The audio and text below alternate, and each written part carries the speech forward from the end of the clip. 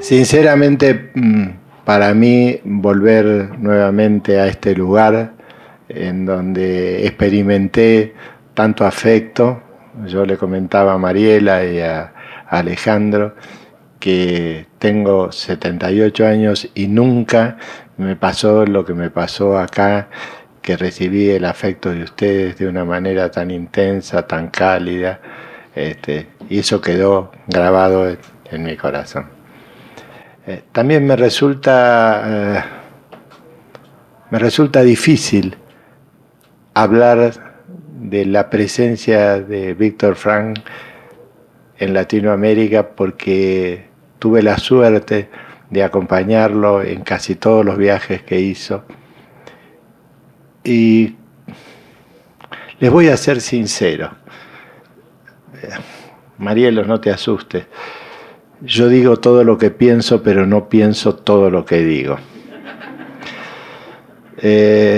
Mis amigos lo saben y no puedo mentirles. Cuando me llegó este tema dije, pero este es el Ola de la logoterapia, comentarle los chimentos y las cosas de Víctor Frank. Y me pareció, te voy a decir, un tema inapropiado. Pero como todas las cosas de la vida, después le fui encontrando un sentido y me parece que es una oportunidad genial de transmitir la otra dimensión, la dimensión humana de Víctor Frank. Después de escucharla a Marielo, de que ustedes han estudiado 4 o 5 años Víctor Frank, seguramente habrá muchos que saben tanto de logoterapia como yo o más. Yo creo que la gran satisfacción que estoy viviendo hoy aquí en este momento es que está María Ángeles, que está Cecilia, que está Alejandro, que fueron alumnos míos y que hoy son mis maestros. Les puedo decir que de los 3 aprendo muchísimo, que tengo una relación, un vínculo que me enriquece. Y esta es la verdadera trascendencia. Yo creo que si nos quedáramos sin vincularnos con el otro, sin esta reciprocidad, no serviría. Yo estoy seguro que algunos de ustedes estarán pensando, pero Jerónimo tenía que hablar de Víctor Frank y está hablando de él. Estoy hablando del vínculo que generó Víctor Frank en mí. Y quiero decirles que me pareció, me sorprendió y me agradó la presentación de Marielo cuando lo presenta a Frank unido al sufrimiento latinoamericano y no se reduce al sufrimiento del Holocausto. Tal vez un concepto poco difundido de la logoterapia es el monantropismo. Frank hablaba de una sola humanidad, de un solo hombre. El dolor de un solo hombre nos tiene que conmover. Y lo que nosotros tenemos que buscar es, a partir de esa idea de persona y de trascendencia, lo que dice Víctor Frank. Pero además quiero decirles que Víctor Frank vino a la Argentina en 2 oportunidades que son proféticas y que generaron en mí un cambio impresionante. La Argentina estaba viviendo, cuando vino Víctor Frank en el año 1954, un proceso de buenos y malos. Había un gobierno que había sido progresista y que se había ido perdiendo con no cumplir sus objetivos, y se había vuelto autoritario y había dividido a las argentinas en buenos o malos.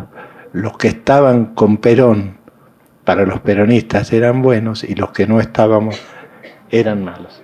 En la Argentina, los partidarios de Perón ponían una B que decían viva, y los contrarios de Perón hacían esto y le ponían muera Perón. Entonces no había grises, o eras bueno o eras malo.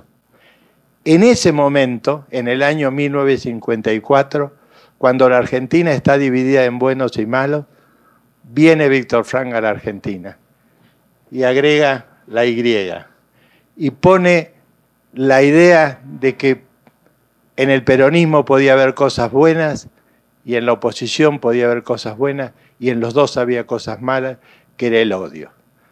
En esa época yo era joven y creía que la verdad era la mía y no reconocía al otro. Y yo era de los que hacía la M, muera, yo.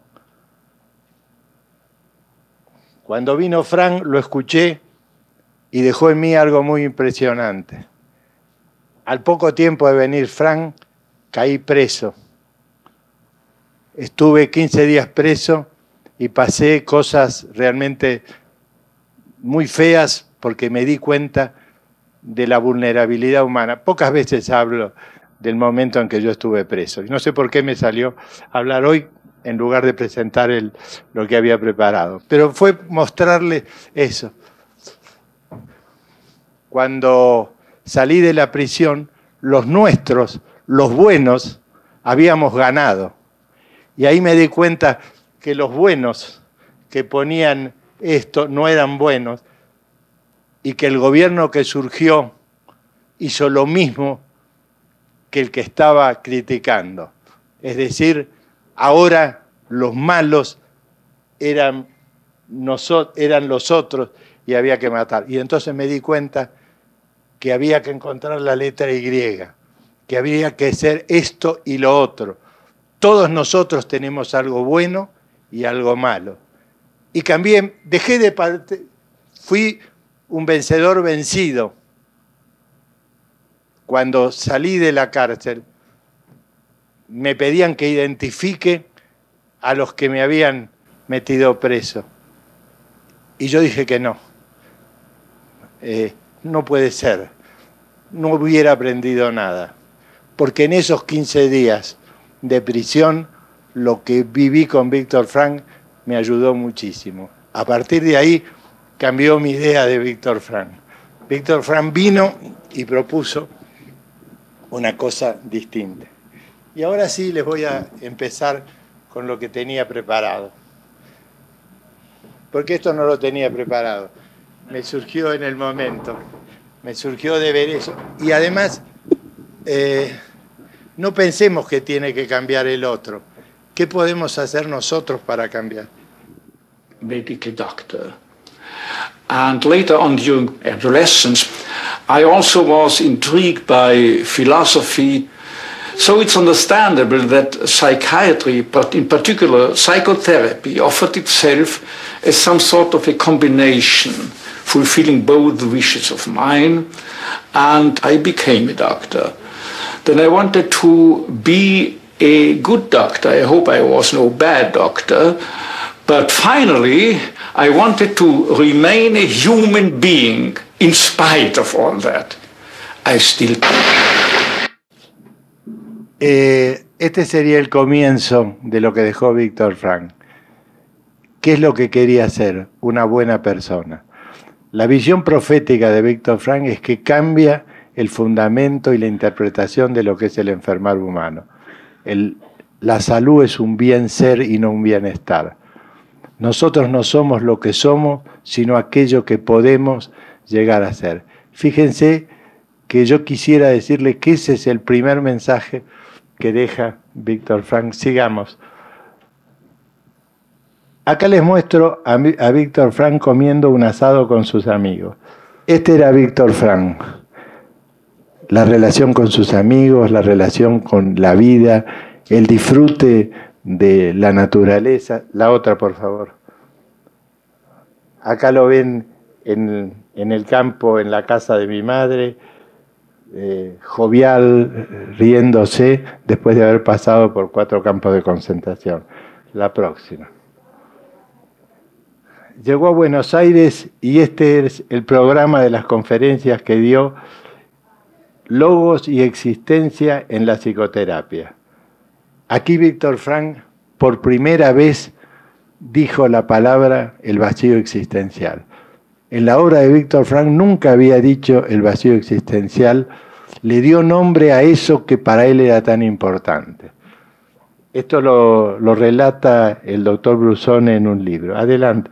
Les quiero mostrar estas figuras para que vean Sigamos, por favor. Sigamos. Esta es el acta de fundación de la Sociedad de Antropología Médica, en que nombra a Víctor Frank presidente de la Sociedad de Antropología Médica. ¿Por qué es importante esto? Hay que ubicar al hombre en su situación en el tiempo. En aquella época, la idea de la enfermedad y el padecimiento humano era nada más que biológico. Los que tenían el poder eran los médicos.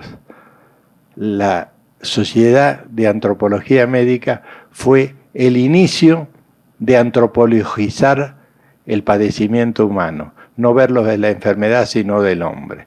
Este camino de incluir al hombre en la idea de la enfermedad es lo que lleva a que una sociedad médica en la Argentina incluya la dimensión espiritual y social.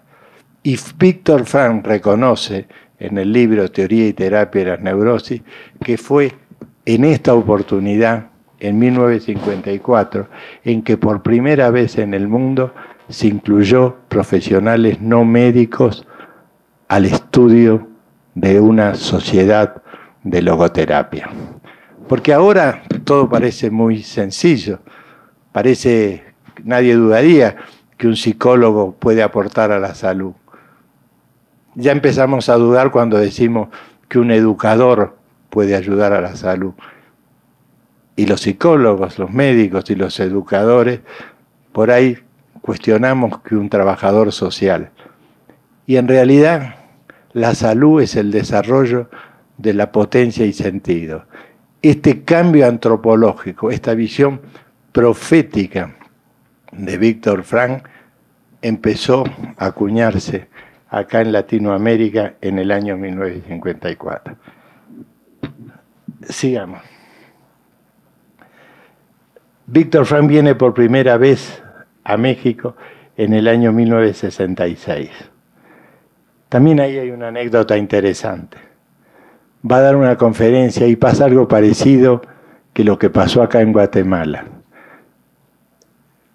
Hay mucha gente, quedan muchos jóvenes afuera, y entonces él propone hacer una conferencia para los estudiantes fuera de programa y se queda un tiempo más y da una conferencia y se vincula. Adelante. En el año 1983, en la República Argentina, en la Facultad de Medicina, estábamos tratando con un grupo de seguidores de aquella primera organización de logoterapia, introducir el pensamiento de Víctor Frank en la Facultad de Medicina. Este es un documento que se muestra que en el año 1983 ya estábamos trabajando para que venga Víctor Frank a la República Argentina. Sigamos.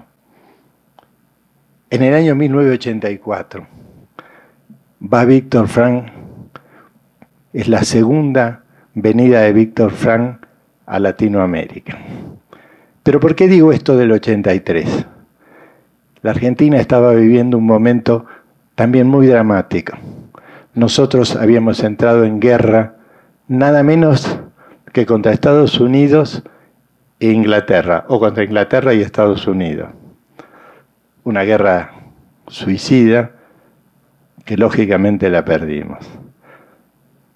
Llegaron a mi consultorio pacientes que habían estado en las Malvinas y que decían que en las Malvinas, pese a perder la guerra, tenían más sentido que cuando habían vuelto a nuestra sociedad y no se los tenía en cuenta y no había tarea. Entonces, me acordé de lo que había vivido yo cuando estuve desesperado, porque es muy fácil hablar de estar preso, pero es muy difícil vivir. La experiencia que uno vive no la puede transmitir. Nadie puede transmitir lo que es el miedo, lo que es la angustia. Entonces lo llamé por teléfono a Víctor Frank y le dije que quería que viniera, que lo necesitábamos. Acá tengo las cartas, yo había pensado leer lo que decía Víctor Frank. Si tenemos tiempo, a lo mejor leo alguna carta de Víctor Frank para que ubiquen la disponibilidad, la ternura, la actitud que tenía frente a esto. Víctor Frank me dice que tiene muchos años, tenía 80. Yo diría hoy qué joven que es. Me traía el electrocardiograma, pero al final venía. En esa reunión que hicimos en la Facultad de Medicina en el año 1983, vino una licenciada, una psicóloga brasilera, Isar Sousa, y se quedó sumamente entusiasmada con Víctor Frank. Tenía una hija con un padecimiento psicológico importante, vamos a tratar de eso no decir, y nos comprometimos juntos a que lo necesitaba Víctor Frank. Le escribimos y fue casualmente a este congreso, que fue el primer encuentro latinoamericano humanístico existencial. La próxima, por favor. En este encuentro, Víctor Frank parecía Messi. Quiero decirles que entraron a su habitación, tenía una habitación doble. Entraron y le robaban las camisas a la madre para tenerla como de los jugadores. Había alrededor de 1000 personas, ustedes saben cómo son de extravertidos los brasileros. Pobre Víctor tenía un susto porque los austríacos, nosotros le hacíamos de control. En ese congreso pasaron algunas cosas sensacionales. En primer lugar, se encontró con una persona que había estado en los campos de concentración con su exmujer y que pudo vivir y comentarles cómo había muerto su mujer, y la actitud de recato de él y de dejarlo conversar en intimidad con ella fue también algo que a mí me impactó. Pero esto quería mostrarles, seguimos la próxima. Era así, bloqueado totalmente, sigamos. Acá está con el profesor Echeverry, con la mujer, con el profesor Espinosa y con el marido de Isar Sousa en una foto en el encuentro latinoamericano. Acá diría que vivió también una lección de lo que es logoterapia. Nosotros llegamos a ver a esta hija que estaba con un estado catatónico, y lo invitaron a Frank a que la viera. Llegamos a ver a la paciente y la paciente lógicamente se sorprendió de que llegaran estos hablando en idiomas que no conocía, y de golpe saltó y le pegó al padre, a este señor, le pegó en los anteojos y se cayeron los anteojos. Y todos los que estábamos ahí, lo que miramos era a Víctor Frank. Y el padre de la hija le dijo: perdón, profesor, discúlpeme. Y Frank le dijo: ni perdón ni disculpas. Lo que le pasa a su hija es la química, pero el ser humano no necesita pedir perdón, no necesita. Pero algo que a mí me impresionó fue lo que pudo ver Frank que no veíamos todos los demás. En ese momento en que la figura central para todos nosotros era Frank, para Frank la figura central era el hombre doliente, tal vez por lo que él había dolido. ¿Y qué fue lo que pasó? El médico que lo estaba tratando a la paciente fue el único de todos los presentes que se acercó y la acarició. Y Frank dijo estas palabras: si yo fuera la paciente, lo que yo hubiera deseado es ser tratado con el cariño y con el afecto del médico que la está tratando. Hagan lo que diga él. Y se fue. Y al otro día, cuando estaba dando una conferencia ante 900 personas en la facultad, paró la conferencia y dijo: ahí está, no me acuerdo el nombre, Javier Rodríguez, venga adelante. Él acaba de dar la mayor lección de logoterapia. Frank hablaba una cosa en los libros y otra cosa con su vida. Constantemente, en cada acto de estos, había una coherencia entre el decir y el hacer, que era lo más importante. El decir y el hacer era algo absolutamente homogéneo en Víctor Frank. La próxima, por favor. Ustedes saben quién es ese hombre que está ahí todo acucurrado, todo tembloroso, todo... Aunque no lo crea, Cecilia, Jerónimo en algunas oportunidades se queda sin palabras. Yo estaba sentado, así como está sentado uno de ustedes, y la organizadora dice: Jerónimo, suba al escenario y hable sobre Víctor Frank. Yo subí y me embargó una emoción que me quedé sin palabras. Y me quedé así. Y Víctor Frank, que estaba acá, se levantó, me dio un abrazo y me dijo: Jerónimo, hay silencios que dicen más que muchas palabras. Qué maravilla, qué maravilla. Yo creo que si estuviera vivo ahora se arrepentiría, porque ahora hablo de más. Bueno, pero esos son los errores de Víctor Frank. Sigamos, por favor. Bueno, acá fue el segundo encuentro latinoamericano existencial que se hizo en la Facultad de Medicina. Acá también hubo una anécdota muy interesante para pintar cómo era Víctor Frank y qué transmitía para América Latina. Yo no sé si acá sucede lo mismo, pero en Argentina, en las universidades, cuando hay conflictos estudiantiles, van con bombos, toman la facultad y no se puede entrar. Nosotros lo habíamos traído a Víctor Frank a Buenos Aires y en ese momento la facultad estaba tomada por los estudiantes y los bombos y no dejaban entrar. Era difícil encontrar un lugar para 1000 personas de un día para otro. Entonces me acerqué a los estudiantes, les expliqué lo que era Víctor Frank, la trayectoria, el campo de concentración, la lucha contra el nazismo. Y los estudiantes no levantaron la huelga, pero permitieron que funcionara el aula y pararon los bombos mientras Víctor Frank estaba hablando. Y esa es la entrada de Víctor Frank a la universidad en ese momento. ¿Qué es lo que estoy queriendo decirles con esto? Que Víctor Frank era un hombre que vivía totalmente la realidad. Sigamos. Ahí es la entrada a la Facultad de Medicina. El día que los estudiantes no lo dejaban entrar, él entra de esa manera. Sigamos, por favor.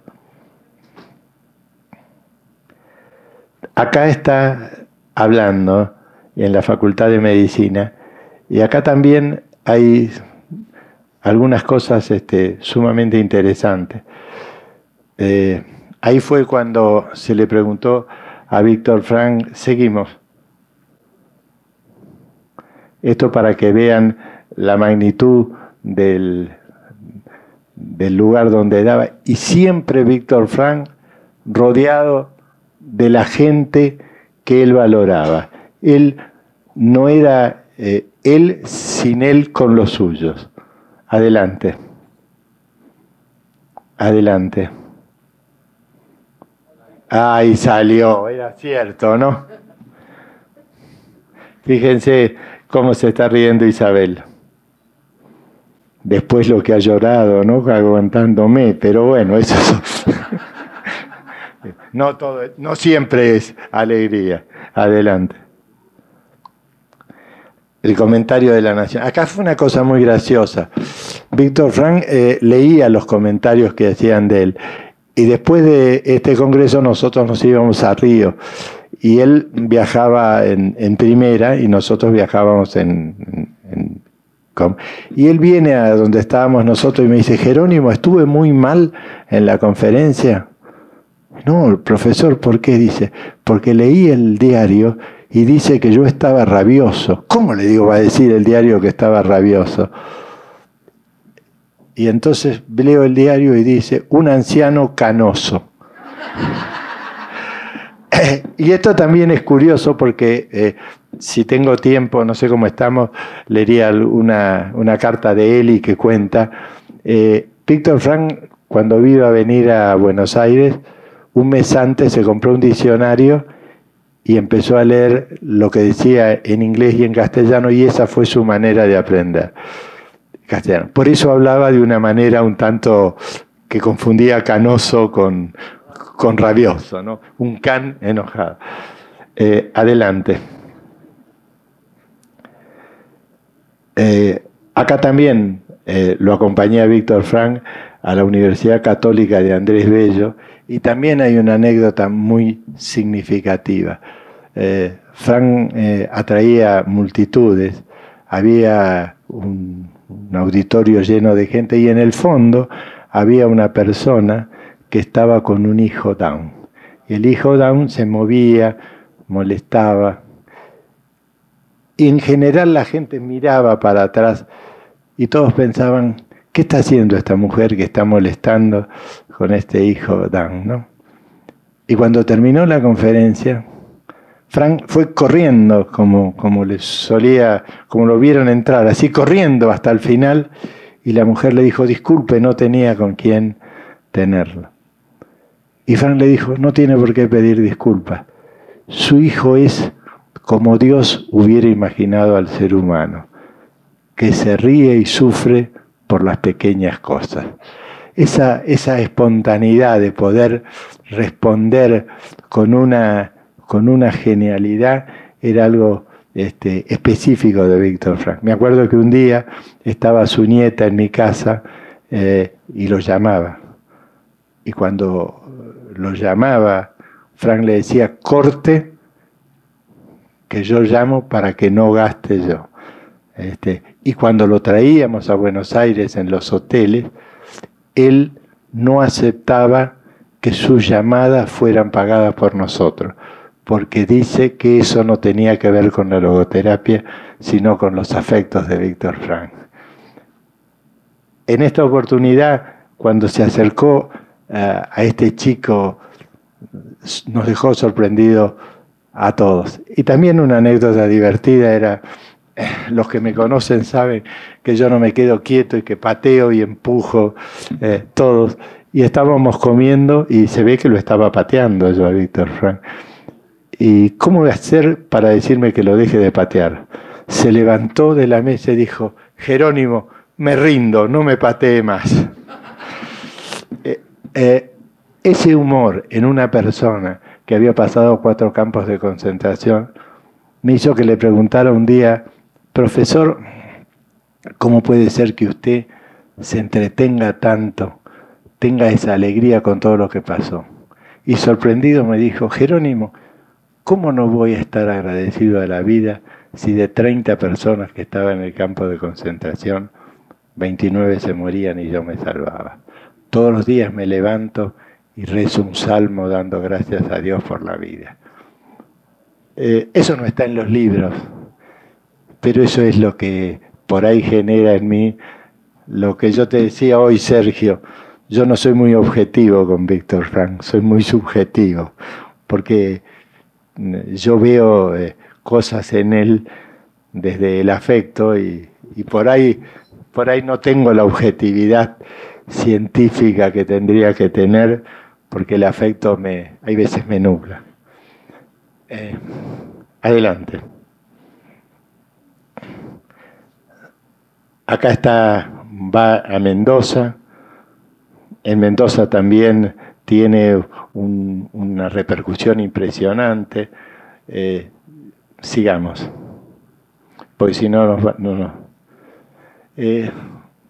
Esta foto yo quise traerles porque Víctor Frank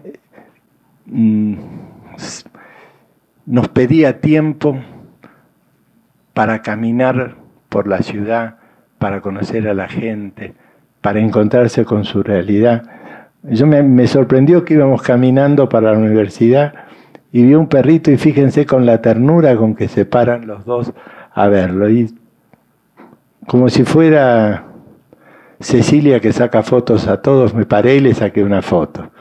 Así que Cecilia, vos estuviste en mi amistad antes de conocerte. Adelante. Aquí fuimos a Río y en Río es cuando hay otra anécdota increíble de Víctor Frank. No sé si esto será demasiado hola, contar anécdotas de Víctor Frank, pero yo quisiera compartir con ustedes esas cosas que viví con él. Río es así de explosiva, así como dice Sinai del pensamiento uno, ¿no? Todo lo afectivo, lo instintivo, ¿no? Y bueno, en San Pablo en Porto Alegre le sacaban la ropa a la mujer. Entonces cuando vamos a Río me dice, Jerónimo, vamos a organizar las cosas. No se olviden que era vienés, ¿no? Que él organizaba todo de alguna manera, no como nosotros. Y digo, quédense tranquilo, está todo perfectamente organizado. Y cuando vamos, la traductora era la hija de la presidenta de la sociedad que tendría 18 años. Frank, cuando quería un traductor, tenía que ser un traductor que supiera logoterapia, que supiera los términos, que no confundiera significado con sentido. Y nosotros le decíamos, sí, sabe. Y llegó y empezó a hablar. Y Frank se entusiasmaba tanto que seguía hablando y la traductora no podía seguirlo. Y en determinado momento, cuando Frank aceleró, a la chica le dio un ataque de pánico, se paró y se bajó del escenario. Y se fue. Y Frank quedó hablando en inglés a los portugueses como si fuera un loco. Nadie le entendía. Nosotros estábamos, viste que él nos ponía siempre atrás del escenario a nosotros. Y yo decía, ¿por qué no me habré muerto el día que nací con una circular de cordón que me hubiera evitado todo este sufrimiento? Yo de inglés solo sé decir good morning, así que para traducirlo no servía. Entonces se me ocurrió decir, hay alguien del público que se anima a traducirlo. Subió una persona, lo empezó a traducir relativamente deficientemente porque era al portugués y al cabo de un tiempo dijo, me rindo. Subió después el doctor Echeverry y así terminó la conferencia.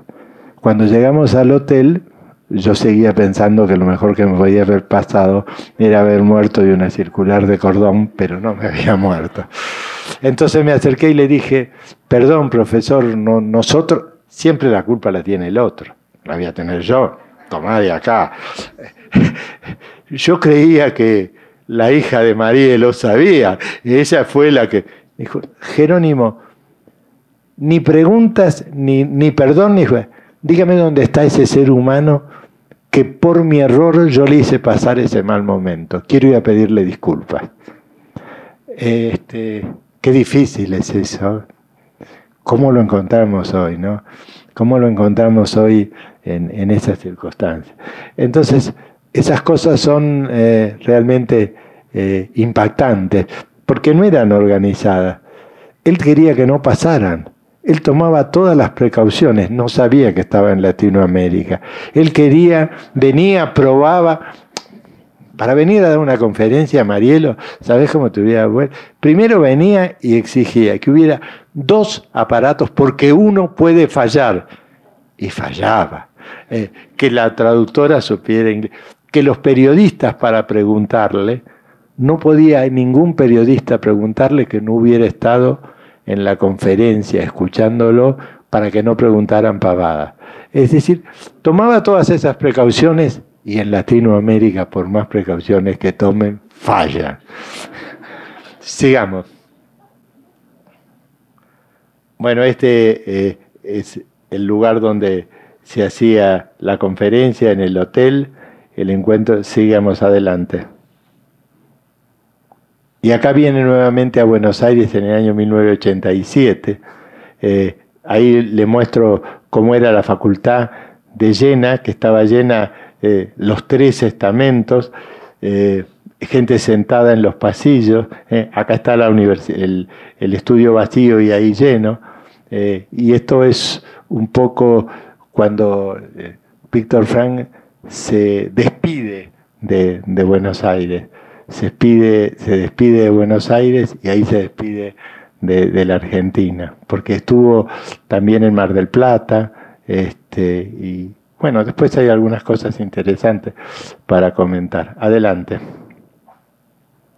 Esto es algo de un video cuando estuvo en Buenos Aires, que quisiera que lo escuchen a Víctor Frank lo que dice, porque aclara un poco el sentido de la logoterapia.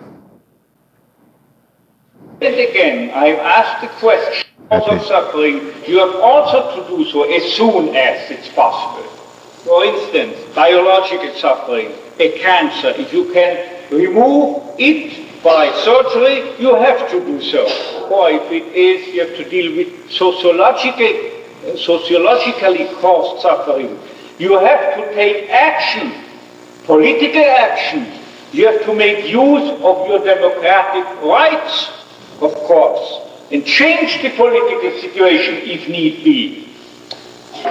Se escuchó, generalmente le preguntan si es la logoterapia, si el sufrimiento es indispensable para encontrar el sentido, y él dice que no. Y él es un canto a la alegría. El sufrimiento evitable hay que evitarlo. Adelante. Y fíjense que lo dice en todas las dimensiones, en la dimensión biológica, psicológica y sociológica. Esta foto es interesante porque ahí está Víctor Frank con Eli. Las dos personas jóvenes que están atrás son las hermanas de Alfonsín, y esa señora mayor de edad, casi con 78 años, una viejita, ¿no? Es la madre del presidente de la República en ese momento, el doctor Alfonsín, que era una admiradora de Víctor Frank. En esas circunstancias se le consigue una audiencia con el presidente, y el presidente lo recibe a Víctor Frank en un muy mal día, Ese día el presidente había perdido una elección en la provincia de Buenos Aires, en donde empezaba la declinación de su poder, de su mandato. Y cuando vamos a la entrevista, nos dicen, ustedes se dan cuenta del momento que está viviendo el presidente, la entrevista va a durar 5 minutos, porque está muy atareado. Llegó el presidente, se puso a hablar, y Víctor Frank le hizo terapia a Alfonsín. Empezó a decirle, bueno, yo tenía un paciente que venía muy afligido, y yo le dije, si tus problemas tienen solución, ¿por qué te preocupas? Y si no tienen solución, ¿para qué te preocupas?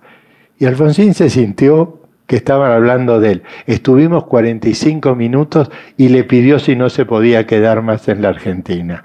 Esa percepción de lo que tenía que hacer, esa percepción del momento, esa ubicación del momento, era algo realmente envidiable. Bueno, tanto es así que quedó muy impresionado por lo que era la relación con el presidente, el tiempo que le dedicó. Y sigamos. Antes de hablar de esta experiencia de Guadalajara de 1988, que fue donde Víctor Frank, donde Leticia conoció a Víctor Frank, y ahí se empezó a desarrollar la logoterapia en México, quisiera contarles una cosa, 2 o 3 situaciones muy particulares de Víctor Frank. Víctor Frank había establecido un vínculo afectivo con la Argentina muy importante, y decía algo que es: mi patria es el lugar donde me entienden, donde me comprenden. Y él se sentía mucho más comprendido en la Argentina que en Estados Unidos. Decía que realmente él se sentía mucho más comprendido. Y él quiso ir a vivir a la Argentina, y no se fue a vivir porque la madre de Eli tenía Alzheimer, y él la iba a visitar una vez por semana y no quería ocasionarle a la mujer ese... Bueno, acá en 1988 fue donde Víctor Frank y Leticia se conocieron y ahí comenzó. Vení, Alejandro. Vamos a hacer que Alejandro les lea así, sin cronología, cómo nos escribía Víctor Frank, cómo nos escribíamos, las cosas que pedía. Léete esto, desde acá. No toda la carta, porque hay algunas cosas que son íntimas.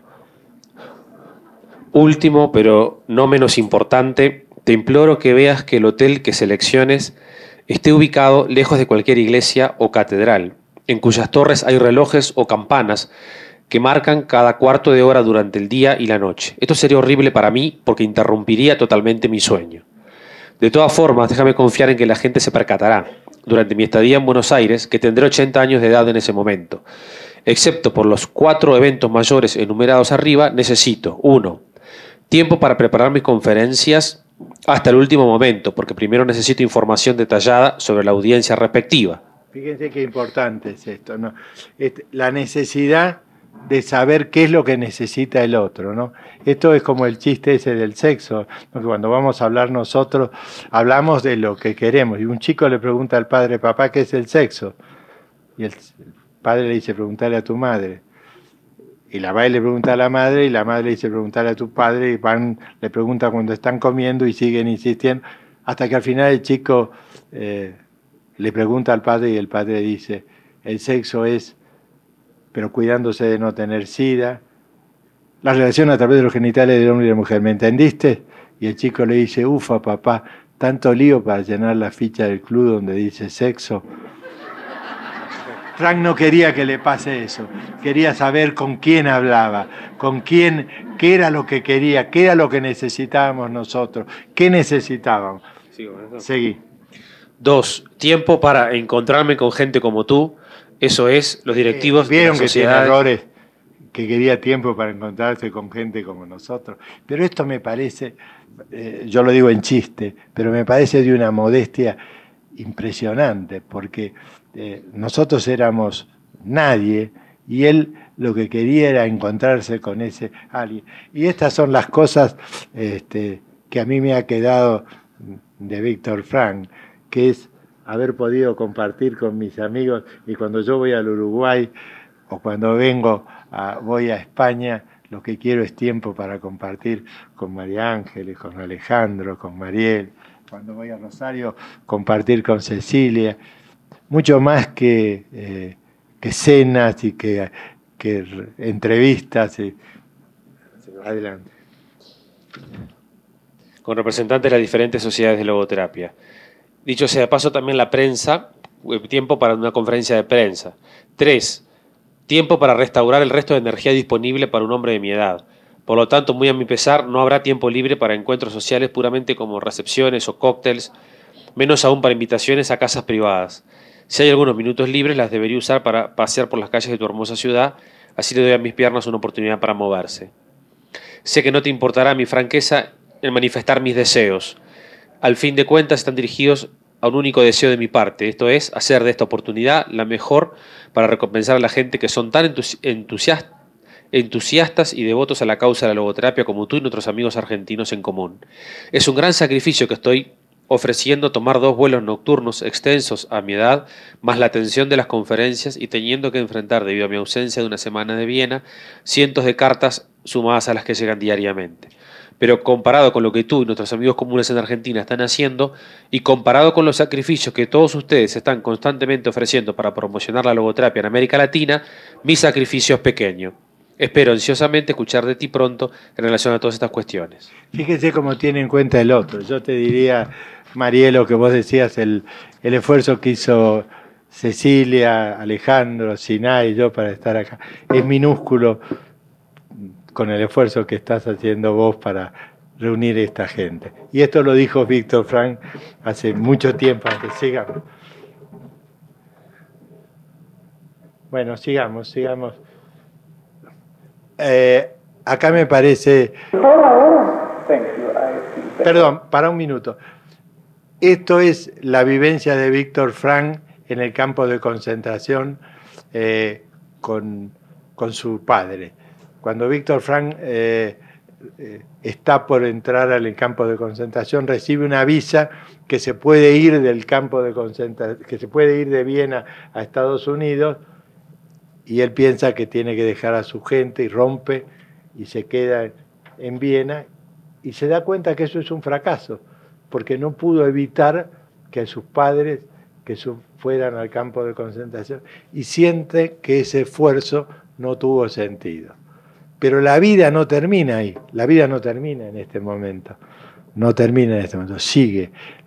Lo que estamos viendo es una fotografía estática de un proceso dinámico.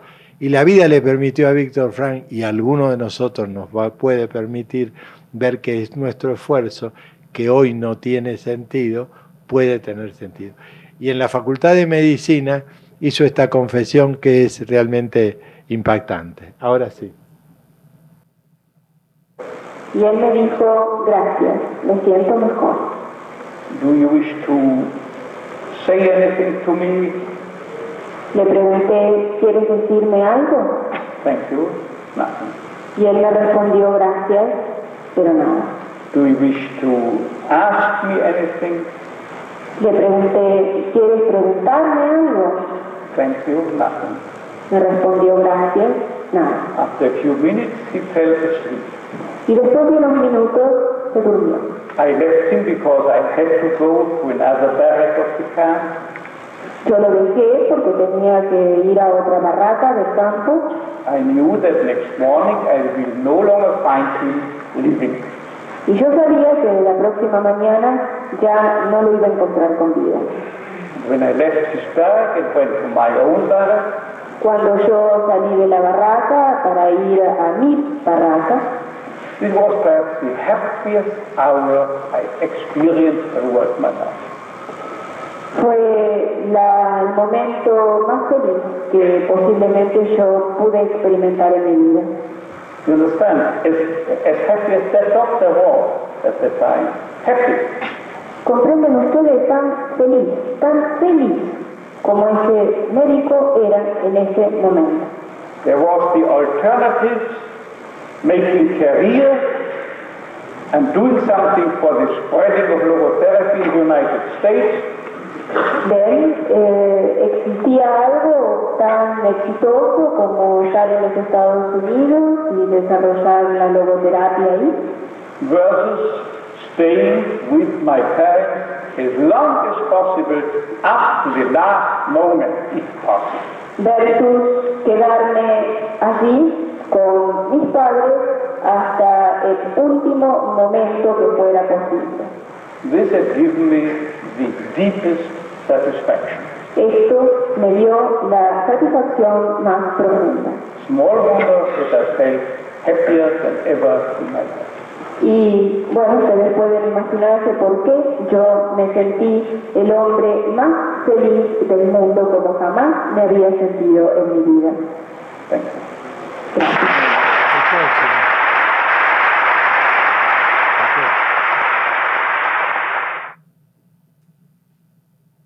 Agradezco aquí a mi esposa, Eleonore Catarine, todos los sacrificios que ha realizado a través de los años con el fin de ayudarme a ayudar a los demás.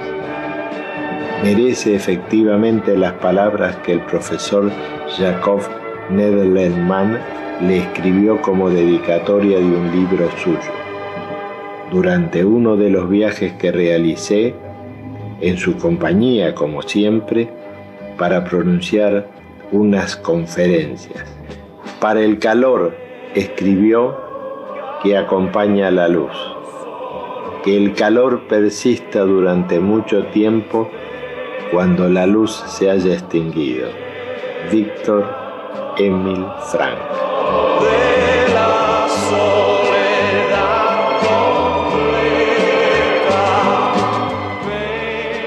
Because I'm sure many ladies and gentlemen among the audience are already friends of Victor and myself. Geronimo you have sent me this book. I think I'm extremely thankful for this book because it reminded me on so many places where we have been together.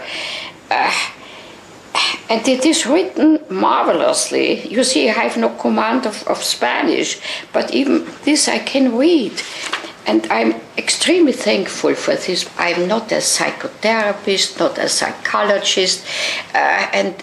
Since this book turned out, everyone knows that I'm coming from an extremely poor family. So I was never trained. I never visited very good schools. I'm an extremely simple person. I'm sure you will learn a lot on this Congress from many viewpoints. But if you ask me, not trained psychotherapist, not a medical doctor, but a simple housewife. Don't forget, whatever you are doing, don't forget your heart and listen what your heart tells me, whatever you are doing, because your heart very seldom does a false thing. Bye-bye. Y voy a terminar esta charla con que Cecilia lea una carta que yo le pedí a Eli que escriba sobre las vivencias de los viajes a Latinoamérica. Y entonces ella me manda una carta diciendo lo que vivieron y me parece que es lindo que lo pueda compartir.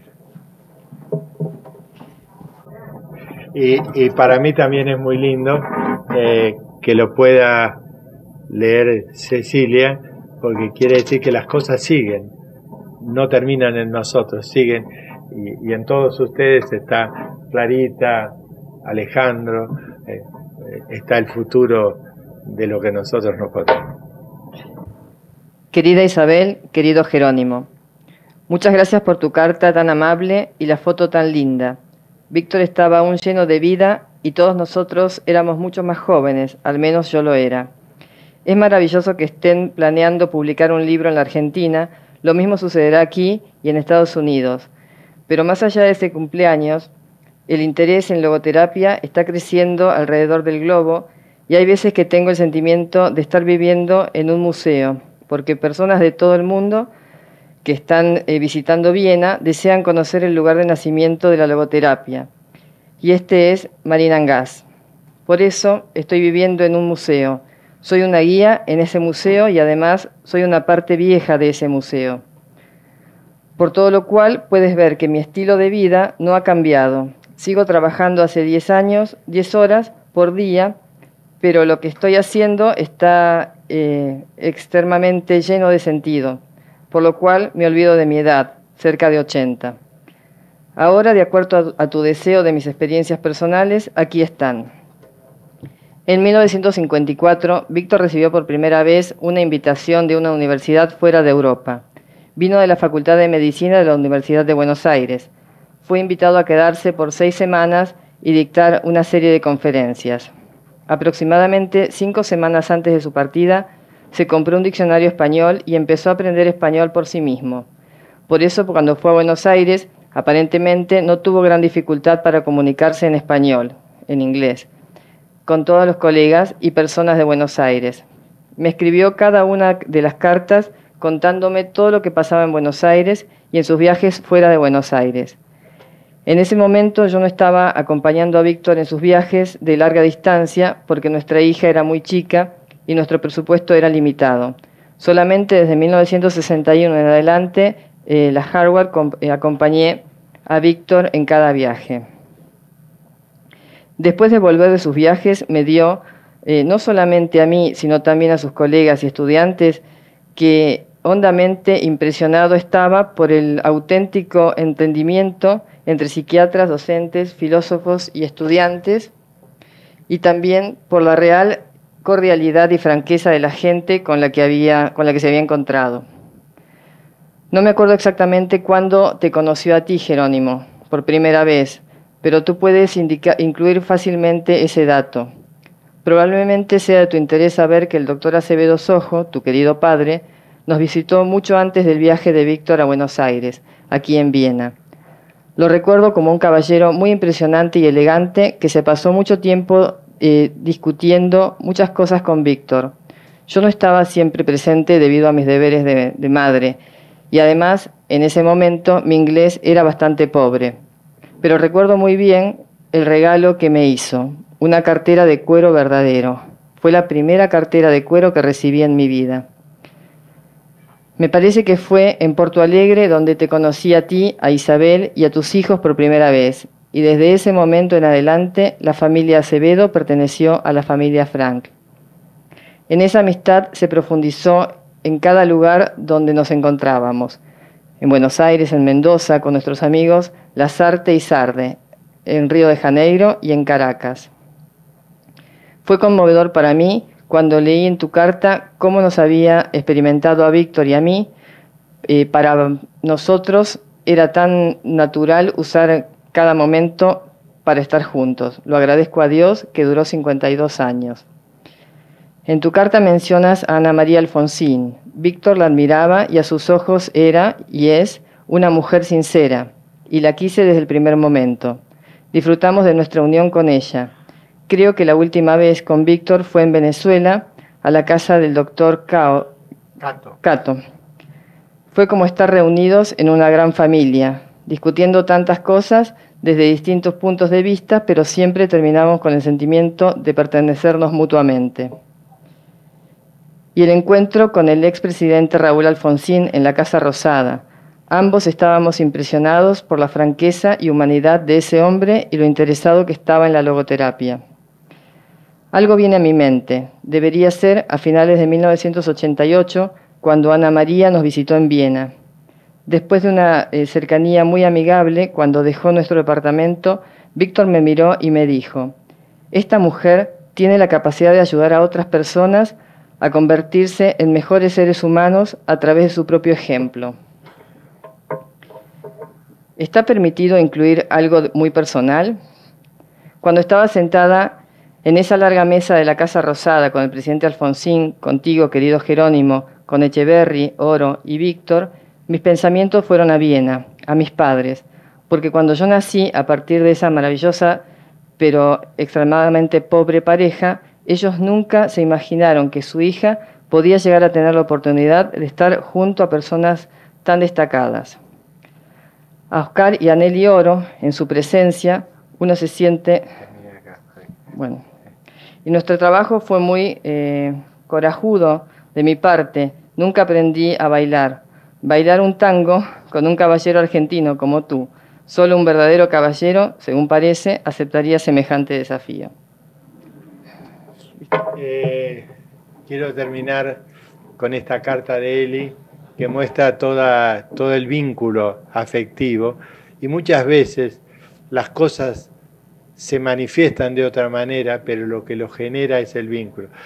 Ahí Alejandro acuñó una frase que nosotros se la robamos y pagamos el copyright, de que lo que cura es el vínculo. Y yo creo que lo que genera es el vínculo. Tal vez nosotros estamos acá por el vínculo que tenemos con Mariela. Que el origen fue negativo, fue una dificultad. Estamos acá por el vínculo que tenemos con Cecilia, con María Ángeles, y esto va generando vínculos. Y yo quisiera despedirme o terminar la conferencia recordando a mi padre. ¿Cómo les gustaría estar acá? Muchas gracias.